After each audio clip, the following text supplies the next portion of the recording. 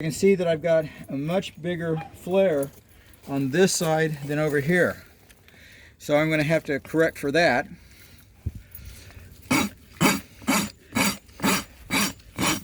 I've got my tool just a little bit above the surface of the hoof wall.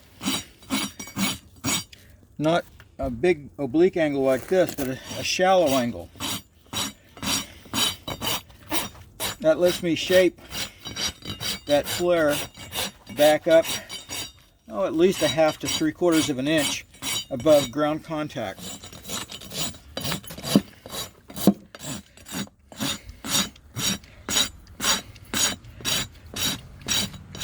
So look how much more material is coming off here than on this side.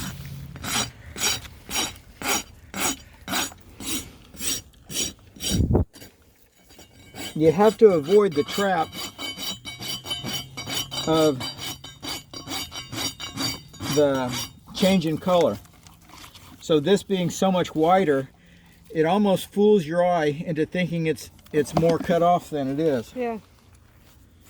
So you just focus on the edge, not on this surface, but you focus on the shape of the edge and ground contact.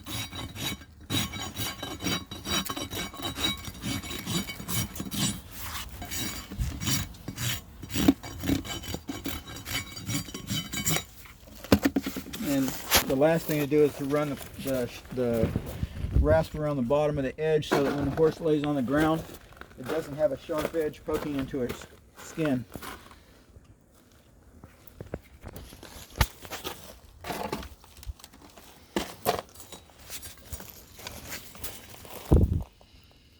Okay, as I look and sight, I see that I have a little bit more flare on this side, but not to the extent of the other foot. It's not at all uncommon to have minor differences in distortion in the 2 feet. The horses, like humans, are right-handed or left-handed. The right being the dominant foot will wear differently than the less dominant foot.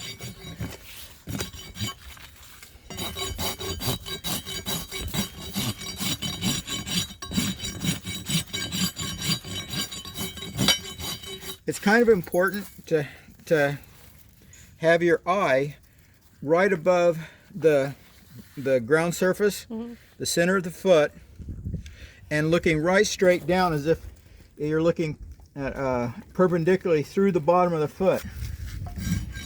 That allows you to see the asymmetries more clearly.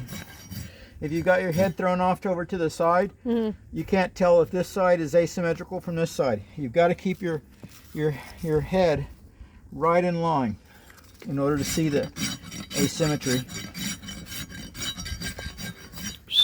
Get.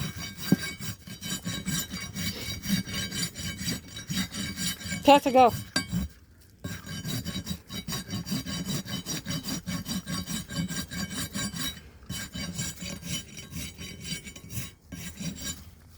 All right, then.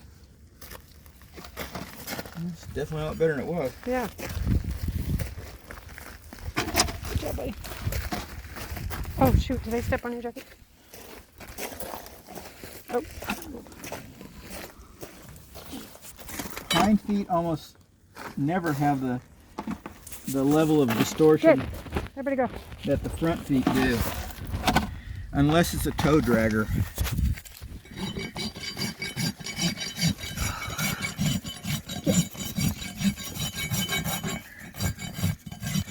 And by that same token, you seldom need to or even want to start doing the same level of hoof shaping on the hind. It's a lot less, huh? They just the hind feet seem to take care of themselves. About the only thing you really ever wind up worrying about is correcting for a long inside wall or outside wall, correcting a length distortion, and then sometimes associated with the longer walling to get a flare.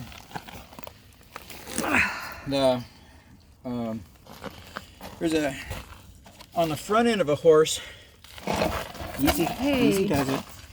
On the front end of a horse, a long inside edge tends to mean that the horse is carrying too much weight.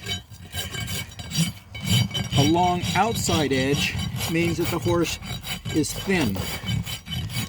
The front end of a horse, the legs are not attached by any particular bone.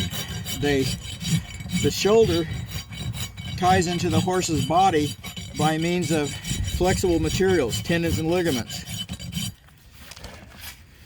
So if the body of the horse goes wide through this area, it literally drives the feet, the legs outwards, resulting in an accumulation of wall this side.